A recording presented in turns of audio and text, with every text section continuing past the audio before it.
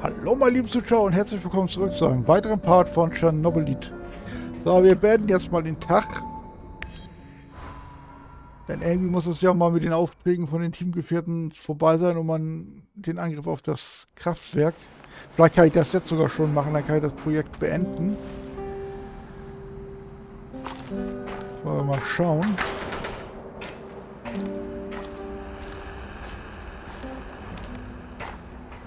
We need to talk. Sure. Let's talk. It's about my mother. Or rather, about what she found. I didn't tell you this before, because I didn't know if I could trust you. I think I know why they took my mom. She was dangerous to NAR. It wasn't a coincidence. She saw something. Even took a photo. You see, when NAR first came here, they pretended to be friendly. They offered free examinations to several sample shells, and even promised my mother medical assistance. It was all a ruse, of course. My mother was invited to their lab, and she ended up seeing something she wasn't supposed to. She was inside their lab. You should have told me about this sooner. Do you know what she saw? They were running experiments with Chernobylite on human subjects. All volunteers, of course. Soon after that, people started vanishing, my mom included. Do you still have the photo? No, my mom always kept it on her. Is there any other proof to back up your mother's account? No, but I can't see my mother lying about something like that. She only ever had the Samuel's best interests at heart. My mother was the least selfish person I've ever known. She wanted to help everyone who suffered from the Chernobyl disaster in any way she could. She paid the ultimate price for her kind heart. Now, I have to find out why and make this right. I get it. Really. She sounds like an amazing lady. How can I help? I know it's a lot to ask, but I need to know what my mother saw in that lab. I need you to go to Lenin Square and get inside. There must be something there incriminating NAR. This will help your search for Tatiana as well. If she's in the zone, she must somehow be part of all of this. It won't be easy, but I'll definitely try. Okay. Da fällt mir ja gerade was ein. Ich könnte noch mal gucken, ob ich ein paar Keramikplatten herstellen kann. Und ich muss hier noch mal ein bisschen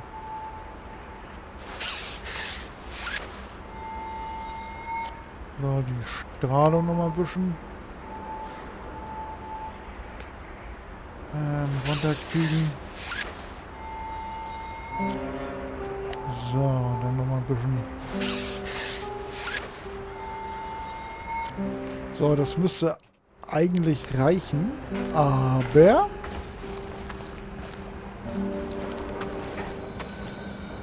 wir gehen jetzt noch mal ganz schnell.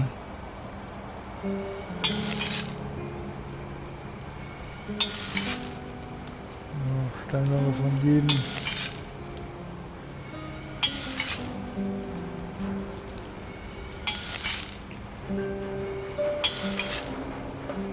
So. Ja, jetzt haben wir hier 4 von, hier 4, hier 5 von. Das sollte reichen. So, aber jetzt will ich noch mal kurz gucken, ob ich noch mal ein paar Keramikplatten herstellen kann.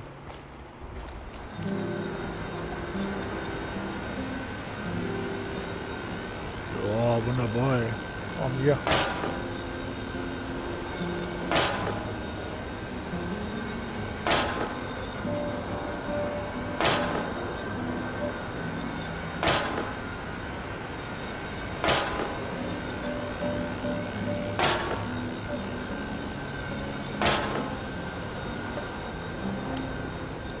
So, 8 Keramikplatten.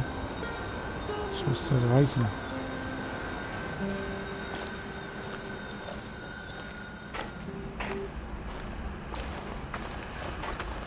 So, da wollen wir es noch mal um. Igor, a moment, please. I heard you talking to our she-wolf here. You don't want to go to Lenin Square. I don't think you're ready. Who knows what you'll be up against? I think I've proved myself quite capable, no? You can harness the power of Chernobylite. An impressive feat. But what if they find a way to disable it? Er hat recht, das ist wirklich gefährlich. You're probably right. What do you propose? I'll do it. With a broken arm? Besides, we have no idea what we'll find. It's very likely we'll need my scientific expertise to assess the situation. I'm not a complete imbecile, you know. I can tell the difference between a centrifuge and a... I don't know, kitchen robot? Of course you can, Olivier. Don't take this the wrong way, but I still think I should be the one to go. Mit einem gebrochenen Arm. Ja, super, klar. Da stehe ich ihn ganz bestimmt nicht dahin. Ermittlung durchgeführt. 2 von 4.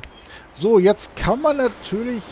Ja, okay, für die Simulation wegen dem schwarzen Stalker möchte ich eigentlich noch drauf nochmal warten. So, ich habe hier 87 plus, hier habe ich 150. Ja, gut. Ah, klar, die Wahrheit über Nahexperimente. So, also, warte mal, jetzt schicken wir einfach mal... Na, kann die Alte dann gar nichts, richtig? Ich meine...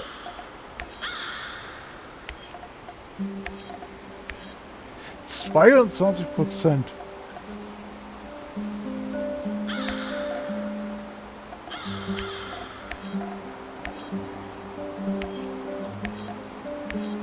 Okay, 95%. Gut, dann macht sie das. Er macht das. Er macht einfach.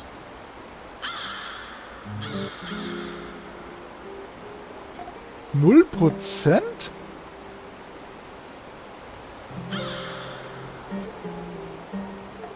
What?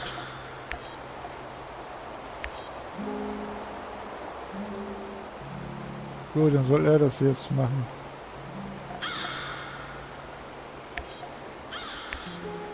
Gut. Aber 0%?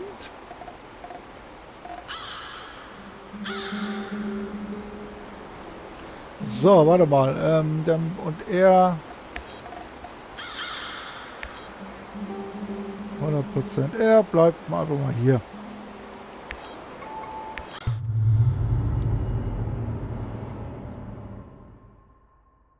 It seems that Olga's mother was onto something. Something that got her killed. Could it be the key to finding out about the NAR's plans? Just be very careful, my love. I feel you getting closer to the heart of evil. Soon you may reach a point of no return.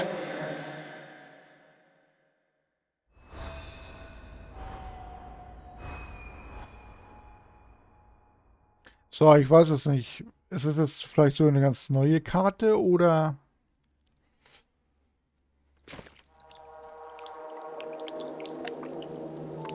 Ach nee. Ach, das ist die hier schon wieder.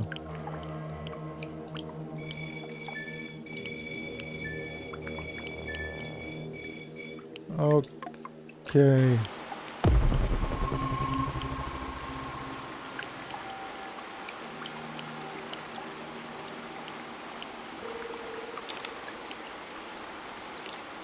Okay, so, wo gehe ich jetzt als allererstes hin? Also...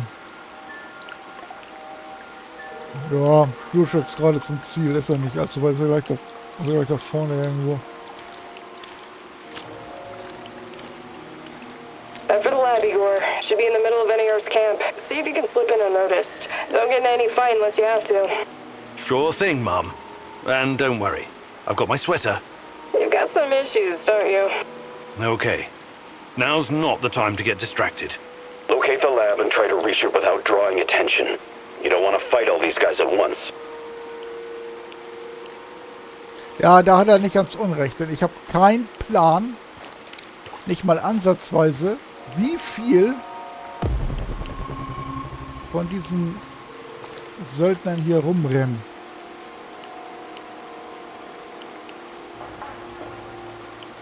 Da habe ich überhaupt keine Ahnung. Aber ich glaube, ich muss da rein. Ne? Ich musste dann mal in die Richtung gehen.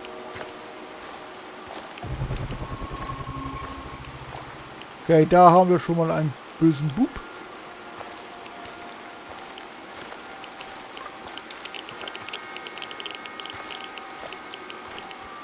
Da ist eine Treppe. Alles klar, da komme ich hoch, aber hier ist ein dicker fetter Zaun. Na, dann ja, muss ich hier durch, ob es mir gefällt oder nicht. Blöde ist das. Kann der böse Bub mich da sehen?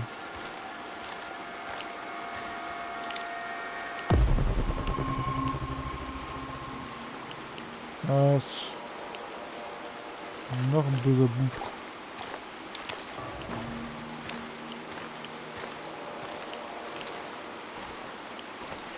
Okay, gut.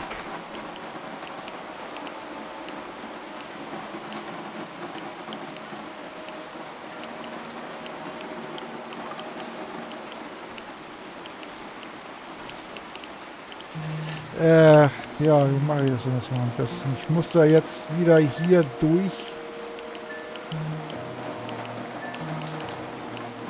Aber wie soll ich das unbemerkt jetzt hinkriegen?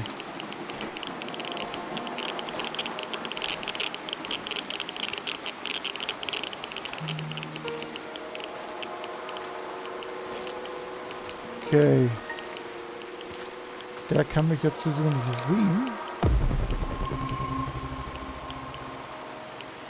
Oh, da laufen noch zwei rum. Da läuft noch einer rum. So. Ja. What a day. What a shitty day.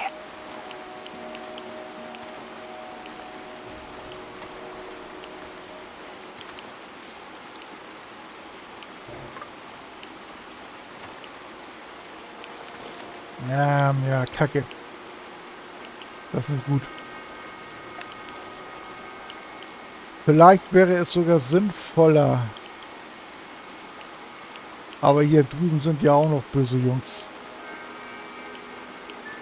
Hier, wenn ich jetzt hier runtergehe, gut, da könnte ich ihn umnieten. Den da unten. Aber da hinten sind ja auch noch welche da.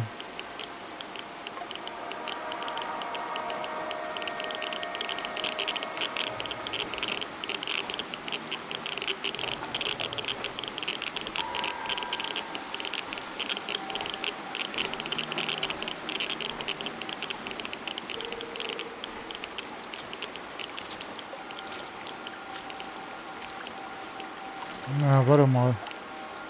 Hier habe ich auch noch einen Eingang. Hier wird das wäre vielleicht sogar noch besser geeignet.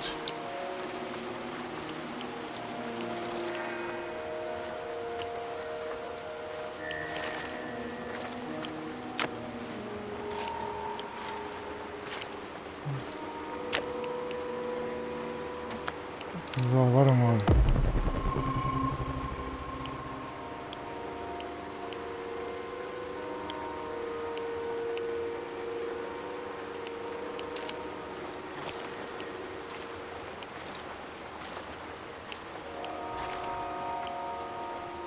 Ja, so, wo bin ich jetzt?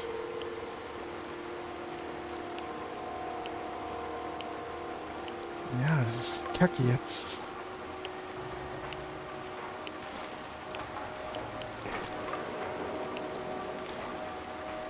Da drüben der Eingang.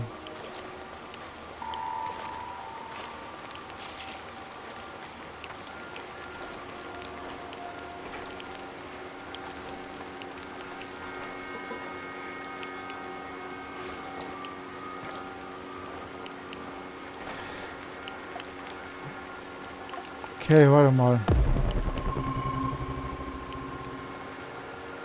Das ist 9 Meter, das ist über mir. Ich muss jetzt ein Stockwerk höher sein. Jetzt ist die große Frage. Kann ich den Eierkopf dort ausschalten, ohne dass es irgendeiner mitbekommt?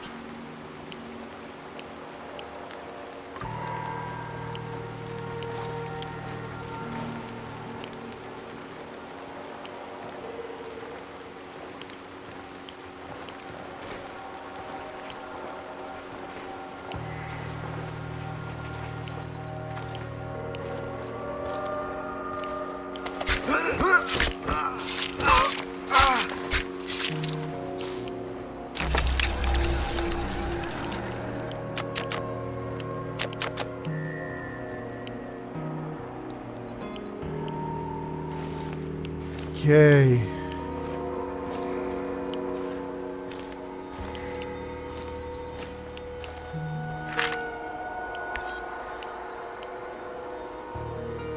Ja, das hatten wir ja schon.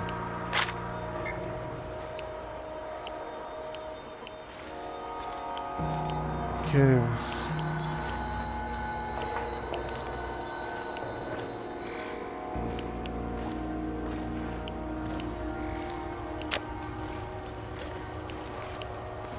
So, warte mal. So,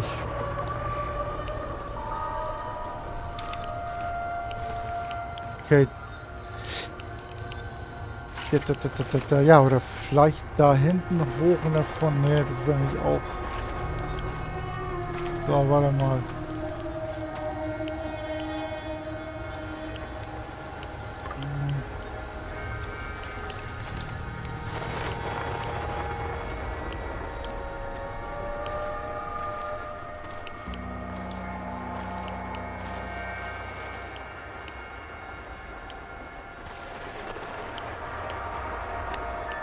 Ja, ich höre schon wieder kommen, diesen schwarzen Stalker, oder ich hasse das. Prepare 50 mils of ferric chloride and 100 mils of chlordiazepoxide. I know that voice. Where have I heard it before? Right away. Send everything to the main laboratory tent. Don't make me wait. Yes, sir.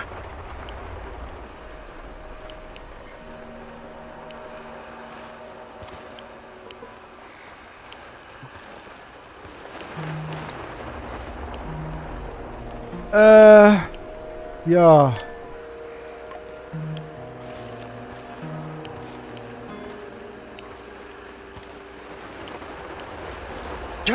Who are you? What are you doing in here? That man on the phone. Who was it? You're Kiminyuk. Dear God, please don't hurt me. I asked you a goddamn question. My boss, you mean? I don't know his real identity. Almost nobody does, I swear. Do you really want to play it this way? I can see you're scared, and rightfully so. But it seems you're deliberately trying my patience. No, not at all, sir. Please, I can't tell you what I don't know. But I can tell you other things. Just ask. Just don't kill me. I can be useful. You'll see. Vanya, my patience is wearing thin. Where are those damned chemicals? Wenn er sich normal verhält, bekomme ich vielleicht damit durch.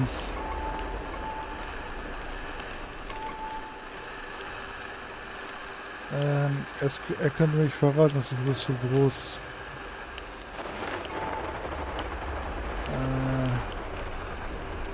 Answer him. But casually. Relax. Yes, I'm sorry. I'll send them right away. Apologies for the delay. Spare me the excuses and move! I need that chlordiazepoxide and I need it now! You two, continue without me. I hope for your sakes you don't screw this up. It would be best if you forgot I was ever here. Of course. I won't tell a soul.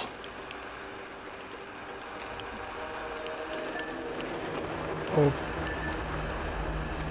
Och, jetzt muss ich auch noch da drüben hin. So, warte mal.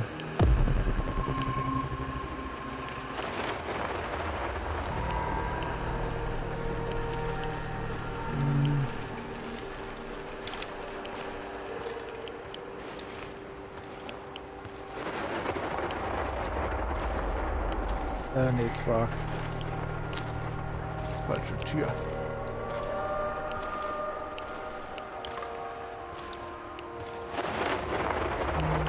So, warte mal. Ja, jetzt kann ich am besten ja hier raus. Und hier in die... Das sind ja die großen beiden Zelte gewesen, glaube ich.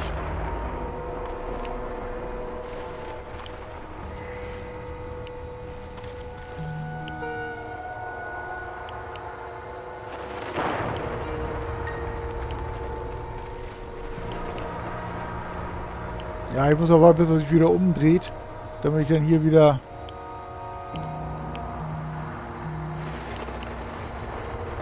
herum kann.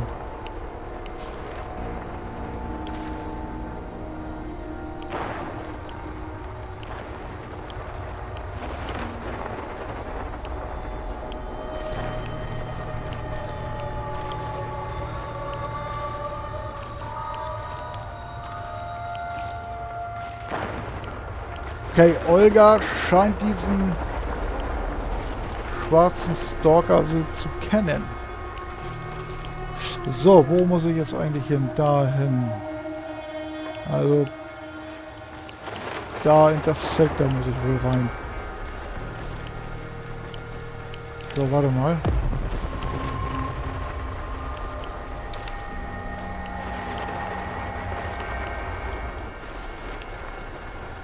Oh, dass der mich davon da hinten sieht.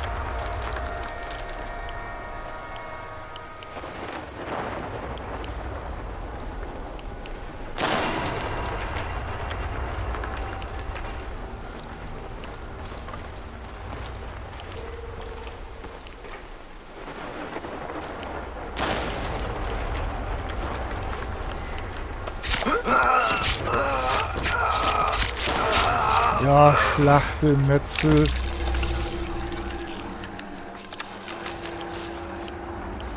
Er ist hier, ja, supi. Found quantum traces of the portal generator. You must be close. The sea was your It's not over here. So.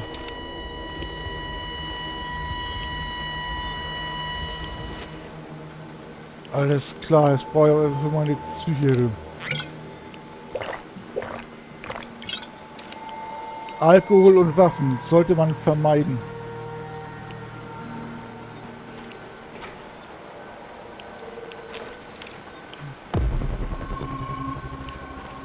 Alkohol und Waffen, das sollte man tunlichst vermeiden.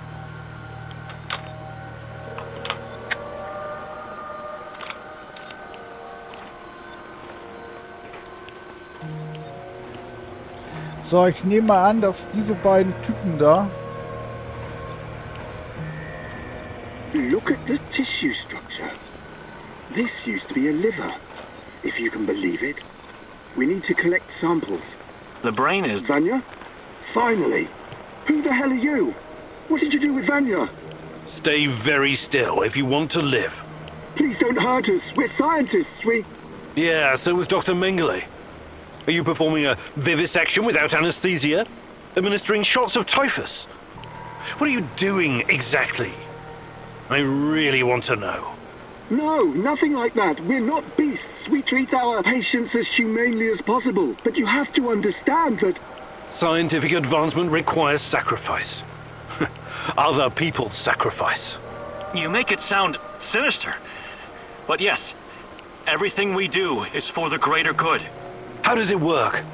Are you shooting these poor souls up full of Chernobylite? I can't talk about that. The NDA we signed is very strict. The penalties... Did you just say NDA? Are you for real? Stop being a corporate stooge and start thinking about your own life. Sure, you're right, of course. We started out giving them shots, but that was just the first stage. We're way past that now. Uh-huh. It was, you see. The fatality rate was... it didn't bring the desired results. We've moved from administering nano solutions to directly editing human genomes to enhance them with Chernobylite. We've developed our own Chernobylite CRISPR. Your patients or subjects, whatever you call them. Especially the locals. What happened to them? Which ones? There were many patients here. Some of them didn't make it past the final phase. The others, we don't know. Don't let him dodge the question. Make him talk. Look, please, can we all try to stay calm? Let us explain. Modifying genomes is only the first step. Next, we induce a state of superconsciousness in the subject's gamma brainwaves. It's basic neurology. The sympathetic nervous system begins to release enormous amounts of energy straight to the brain via the thalamic gate at the brainstem. When the thalamic gate opens, the energy flows to the pineal gland and, Well, there you go. I don't like to use this term, but it opens a third eye. A third eye? Right. Then what? Enhanced by Chernobylite, the pineal gland can do incredible things. Release all kinds of energy, and even influence physical objects, as in telekinesis. You're torturing people so they can bend spoons with their mind? God, what kind of quacks are you? This is all following the scientific method, believe me. These are closely monitored, replicable experiments. Anyway, when the subject is ready for the final stage, we put them in an induced coma. Contrary to what you might think, it's for their own good. Explain, and fast. What is this final stage? Our boss calls it communion. It's when the subject's gamma brainwaves interact with Chernobylite's mental waves, or, well, to tell you the truth, we don't know exactly what it is. Chernobylite is like a virus, in a way. It's not exactly inorganic matter, but neither is it a living organism. It's something in between. And it produces a type of brainwave, even though it clearly has no structured organic tissue.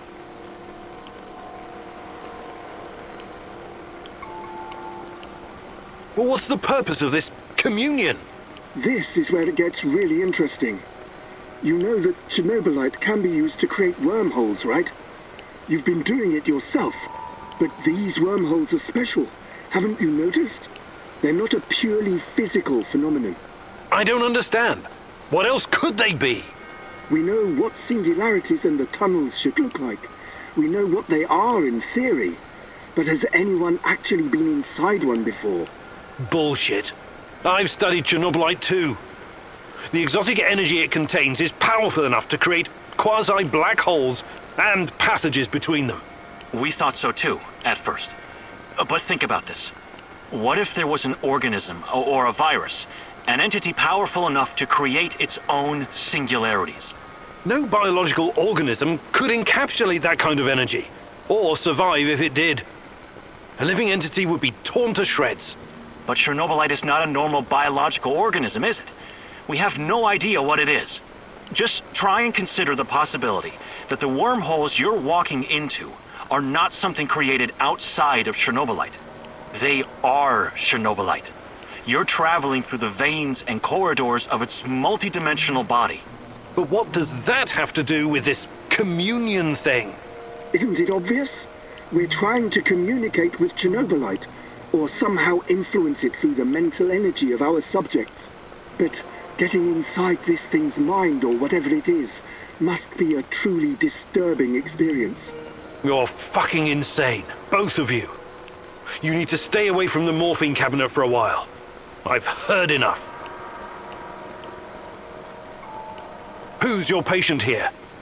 I'm not sure, but she must have been carefully selected.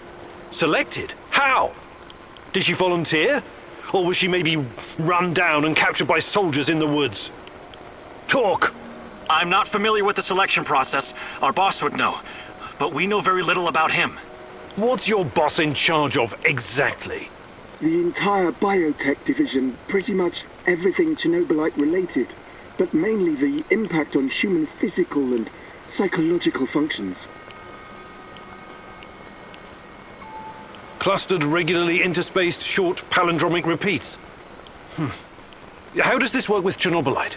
It's similar to a standard gene editing tool.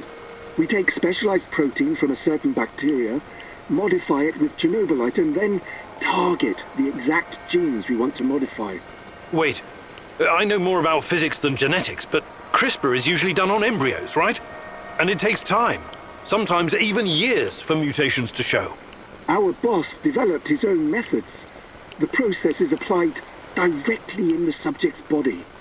The speed of the mutations has increased exponentially. It no longer takes years, but weeks, sometimes mere days. Marvelous, isn't it? Enough. All I've got from you so far is a bunch of gibberish. I want to see the actual research. Where do you keep your data? All the research data? Check the database in this computer. Everything can be accessed from here. It's password protected, isn't it? Promise not to kill us and we'll tell you. Don't worry. I don't give a shit about you. Password. 23#98S $. Listen to me very carefully, Igor. This research, this data, it's too dangerous to exist. My people died because of it. Delete everything. It won't bring my mother back, but at least no one will profit from her death, and the deaths of others. You need to download this research, Mousy.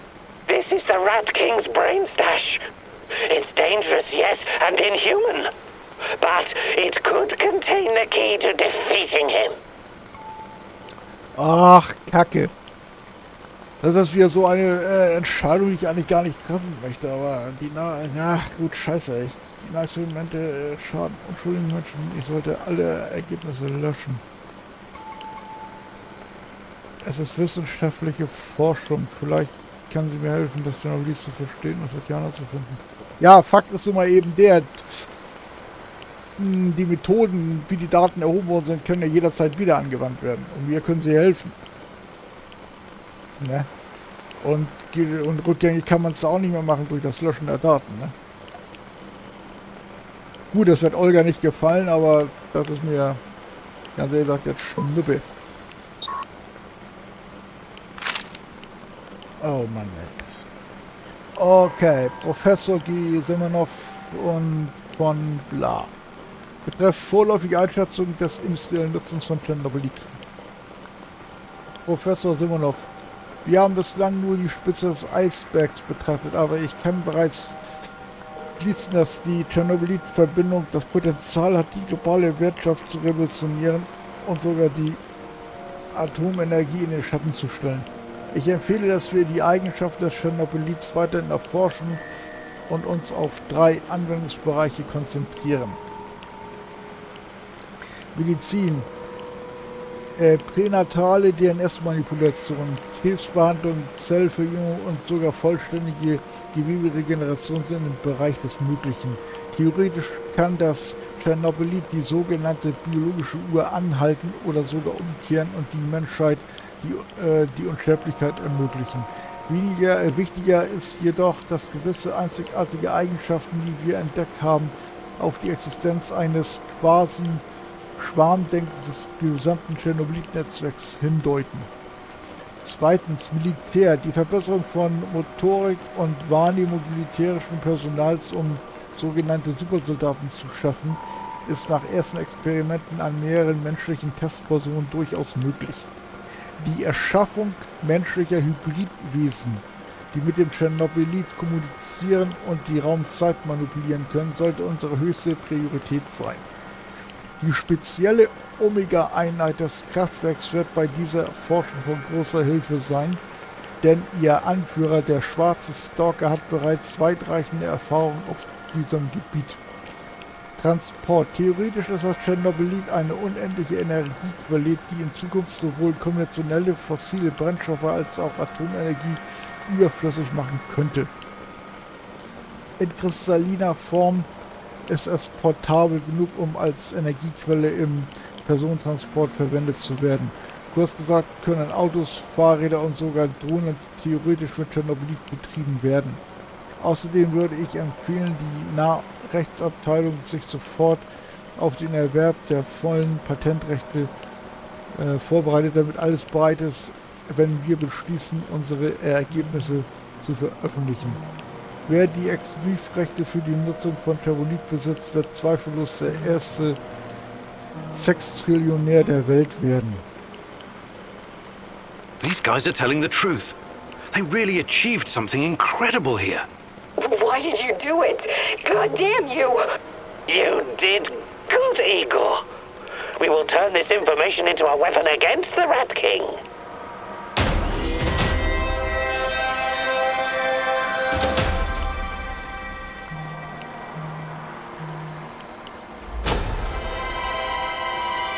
Ach du Scheiße, dein aktueller Status ist schrecklich.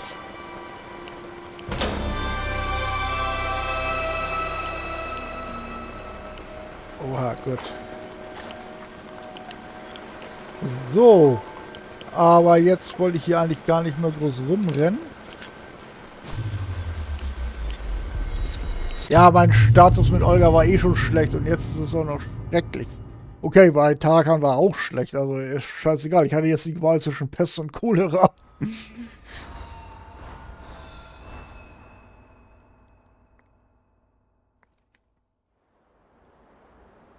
I'm sorry, Olga. Nobody deserves to die so horribly. I was hoping for some good news, but perhaps I was foolish. My mother, these people, they were all just used, processed. How could anyone do something like this? Anyway, did you find anything of value? Not sure yet. Bizarre theories about Chernobylite, mostly.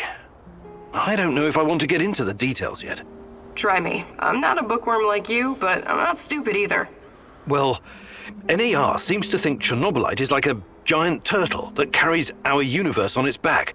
They figure they can tame it and ride it wherever they want. Like a pet. A turtle? It's just a metaphor, but the scientific theory behind it is no less insane. Right. Thanks for trying, I guess. Ja, okay, gut, sie ist jetzt nicht so sauer, wie ich gedacht habe. Ich dachte, die springt mir jetzt wirklich an die Kehle und...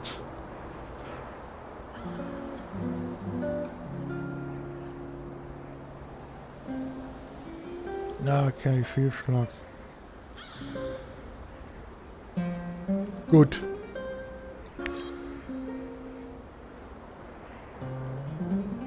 So, normal und sie kriegt doppelte Ration.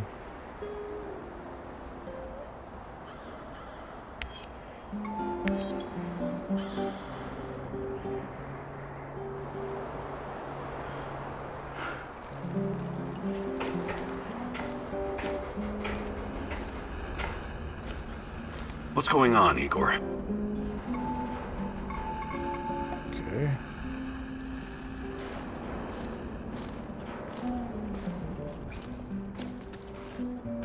Have you ever heard about the cannibal island in Siberia? Nazino Island? I might have heard something, but... But they don't teach it in school, right? Not the most glorious moment in Soviet history. I wouldn't know anything about that either. But that crazy old vagrant Tarakan told me when we were working together on another job. I wasn't at all interested, but he wouldn't shut up about it. So I told him I'd listen as long as he made it quick. Then he told me about these poor bastards. 5,000 of them. Rounded up in cities and shipped to the island of Nazino, in Siberia. It was supposed to be a gulag, except there was nothing there. It was absolutely desolate. These guys were supposed to build their own prison. That's horrible. When was this? Not sure. I think Tarakan said the 30s. Anyway, they were given nothing. No tools, no equipment, and only 200 grams of flour each, daily. They ate the flour raw because they didn't know how to start a fire. Most of them were city dwellers. They'd never spent a day in the wilderness. Helpless bastards. What was their crime? Crime? They didn't have their identity papers on them when they were picked up. That's it. The secret police had a quota to fill. Of course, some of them were hard-boiled criminals prepared to do anything to survive. They obeyed only one rule: kill or be killed. And the food didn't last long. Tarakan said something about a teenage girl tied to a tree. This was documented. She was slaughtered and eaten by the other prisoners who'd gone mad from hunger. Anyway, the old dude Tarakan was really upset by the story. But did I find it shocking? Nah. I may not be educated like you, Professor, but I've got a pretty firm grasp on human nature. It doesn't matter who you are or where you're from. In the end, all that matters is who gets to eat and who gets to die. Very uplifting. I admire your optimism, Sashko. Naja, aber er hätte nicht ganz unrecht, ne? Die Not muss nur groß genug sein, dann ist der Mensch fähig, alles zu tun. Scheiß auf, dann werden Eltern ihre eigenen Kinder abschlachten und umgekehrt. Es war schwer vorstellbar, aber ist leider so. Have you heard of cloud seeding? I've heard that it's possible. Why? Because it was used to save Moscow from the Chernobyl fallout at someone else's expense. There's a lot of crazy theories surrounding the Chernobyl catastrophe. What's your source for this one? My mom told me it's what caused my father's thyroid cancer. But there are a lot of factors involved in My mother was a doctor and a chemist. Trust me, she would know. Anyway, she told me what it looked like. Fighter jets shooting bullets with silver iodine and the radioactive clouds. The rain would wash down the toxic particles. The first cleanup operation was just 2 days after the Chernobyl disaster. Obviously, it was done in secret. The goal was to make the rain fall on smaller cities and villages in Belarus and Ukraine, for the cloud could reach Moscow. The little people suffered because of it. No one can even guess how many people died in the radiation-related diseases in the following decades. Of course, the authorities denied it. They're still denying it even today. Every time I think about it, I wish I had 1 or 2 of those fuckers in the sights of my Moss and Nugget. I find that hard to believe. Naturally. I heard you were once a true believer in the system. It's not that simple. No need to explain yourself. It was a long time ago. I just hope you're smarter now. Those in power will always think of themselves first. Communism or no communism.